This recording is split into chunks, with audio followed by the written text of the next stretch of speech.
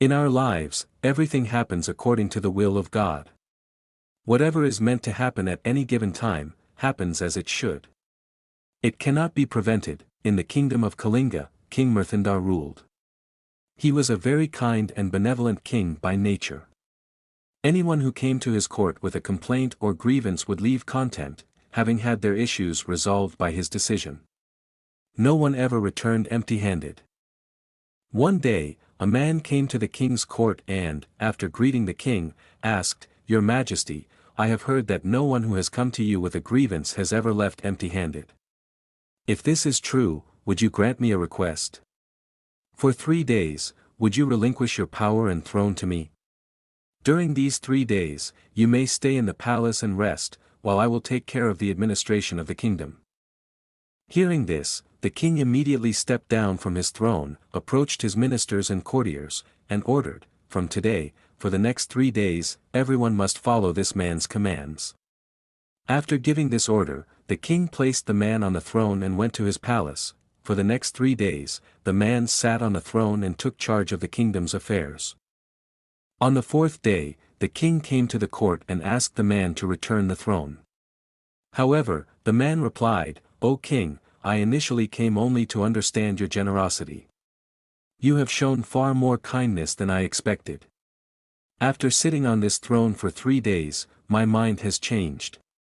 The throne and power now refuse to leave me. Everyone calls you an incarnation of God. I have one prayer to make to you, please, in the name of God, grant me the kingdom and this throne." Hearing this, the king smiled and said, "From now on, this kingdom and the throne are yours. You must govern it carefully." After saying this, the king returned to his palace. The king then informed his queen of everything.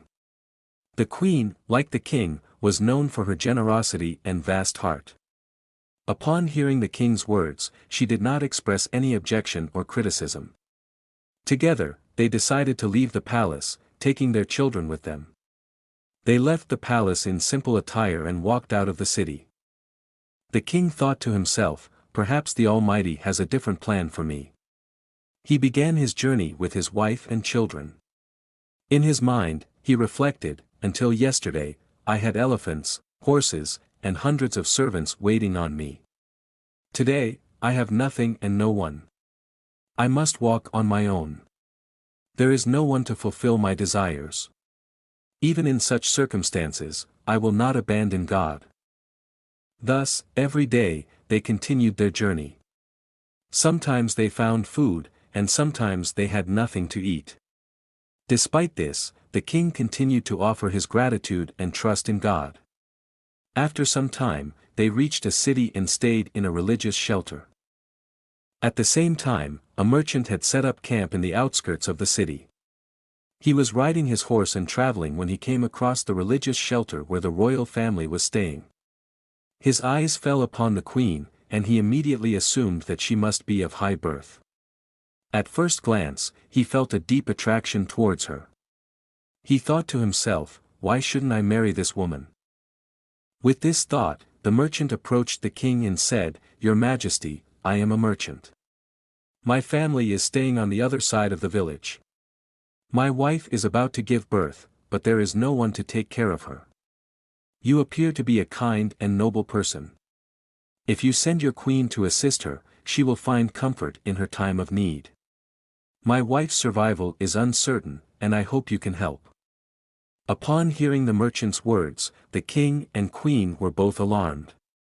However, the compassionate king said, "If we are able to help in such a time of need, it would be our good fortune. Without delay, go to her and see what we can do. Whatever happens, it is in God's hands." The queen agreed, and without hesitation, she set out with the merchant. The merchant led her out of the religious shelter and said, "My house is on the other side. You can ride with me on my horse, and we will reach it as quickly as possible." The queen, unaware of the merchant's ill intentions, climbed onto the horse with him. As soon as they reached the merchant's house, he ordered his servants to remove all his belongings and prepare to leave.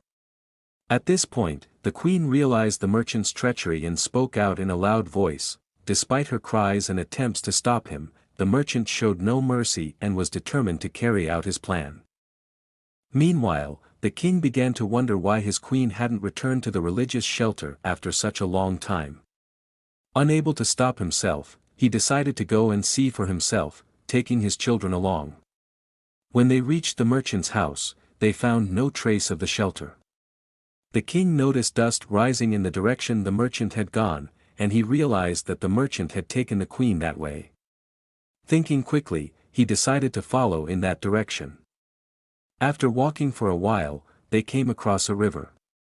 There was no boat to cross, so the king placed his elder son down on the bank, took the younger son on his back, and began to cross the river. He planned to first carry the younger son across, then return to carry the elder son. However, things did not go as planned. When he reached the middle of the river, the king heard the cries of his elder son. Looking back, he saw a bear attacking his son. In the commotion, the younger son fell into the river and was swept away. Meanwhile, the bear carried the elder son off into the forest. The king, now utterly distraught, thought to himself, "First I lost my throne, then my queen, and now my children." He reflected that it was all God's will and that no one could understand the will of the Almighty. The king continued walking, and by evening, he reached a city. In the city's central square, a large crowd had gathered. Curious, he went towards the crowd to understand what was happening. It turned out that the city's king had passed away. When a king died, the people gathered in the square, and a hawk was released. Whoever the hawk landed on was declared the new king. Until then, the hawk had not settled on anyone, which made the people think that the deity of fortune was waiting for the king's arrival. As soon as the king arrived, the hawk flew down and landed on his head. The ministers immediately approached the king, bowed, and said, "Your Majesty, you are now the king of this land. Please take the throne and rule over us." Upon hearing the minister's words, the king said, "Alas, I have already renounced the power of kingship.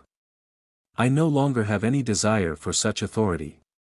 But the ministers, persistent in their request, repeatedly insisted, saying, "We will never find a better ruler than you."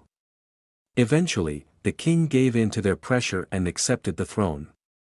He was dressed in royal attire and the people of the city celebrated with a grand festival, rejoicing at the arrival of their new king. The king, understanding this as a sign from God, took up the reins of the kingdom. However, deep inside, he was still sorrowful.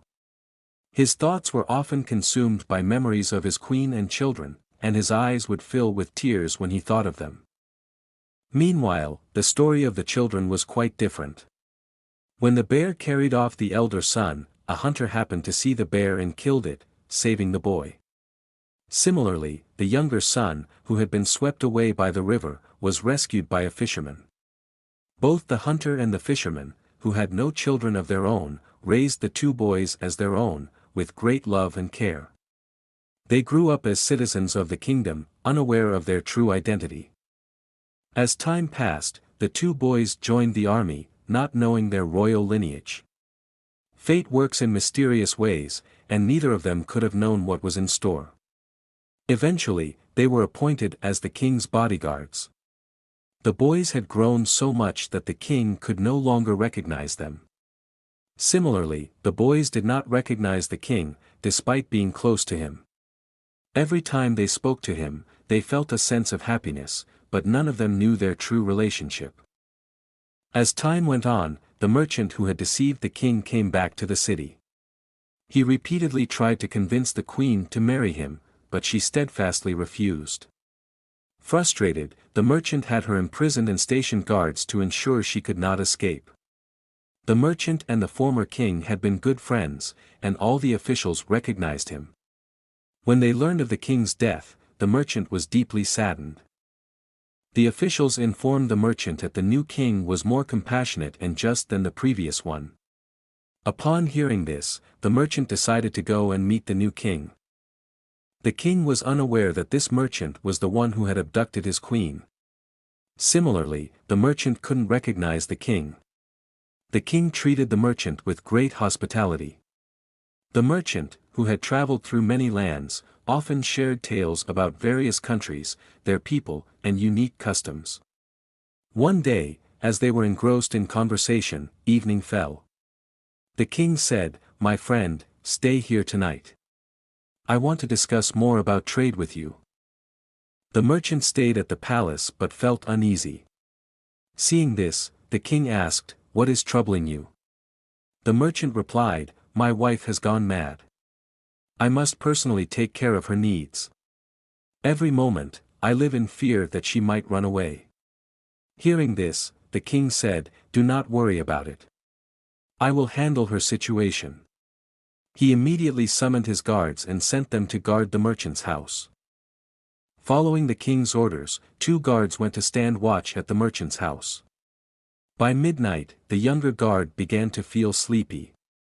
Noticing this, the senior guard said, "Brother, falling asleep at this hour is not good. If she escapes due to our negligence, we will be in trouble." The younger guard agreed and said, "All right, tell me a story that will chase away my sleep." The senior guard replied, "A story, you say? Let me narrate my own life story. Listening to it will not only drive away your sleep but also your hunger and thirst." Thus, he began narrating his story. "I am the son of a king. My father was renowned far and wide for his sense of justice and compassion. People revered him as a god. One day, in the name of God, my father gave away the kingdom to another and left the palace, taking my mother, my younger brother, and me along. As we journeyed, we reached a town and stayed at a merchant's inn. That merchant deceived us and abducted my mother.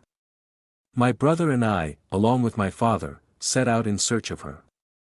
Along the way, we came across a river. My father left me on the riverbank while he carried my younger brother on his shoulders to cross the river. Suddenly, a bear attacked me. Hearing my screams, my father turned around in panic, causing my brother to slip off his shoulders and fall into the river. My brother was swept away by the current, and the bear dragged me into the forest. Fortunately, a hunter appeared, killed the bear, and saved my life. Hearing this, the younger guard said, "That child who fell into the river was me. A fisherman saved me and raised me." Both men embraced each other and wept. Hearing their commotion, the woman sleeping inside woke up and came out, asking, "What is the reason for your tears?" They shared their stories with her. Listening to them, she said, "Did you not recognize your mother, my children? I am the same woman the merchant held captive here." She narrated her ordeal. Overwhelmed with emotion, the brothers hugged their mother, crying, "Mother." They then went to the king and revealed everything. Until then, the king had no idea that the woman held captive in the merchant's house was his queen. Now, he realized she was the mother of these 2 guards. The king immediately sent soldiers to bring the woman to the court.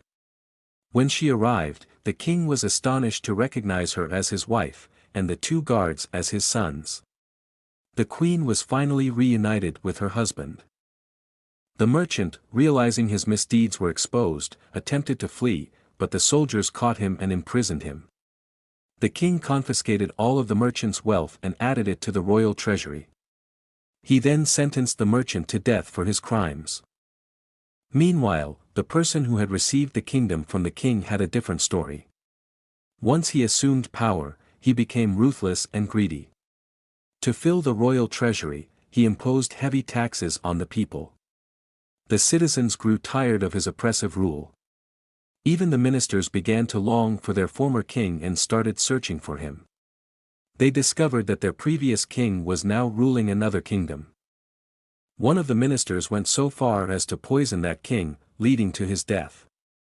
Afterward, the ministers sent one of their own to the former king, asking him to return and take back his throne. The old king, who still loved his first kingdom, agreed.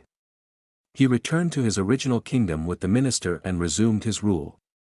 He governed each kingdom alternately, spending 6 months in one and 6 months in the other. As time passed, when his children grew up, he divided the 2 kingdoms between them and lived a peaceful life. Dear listeners, ultimately, what God wills is what happens.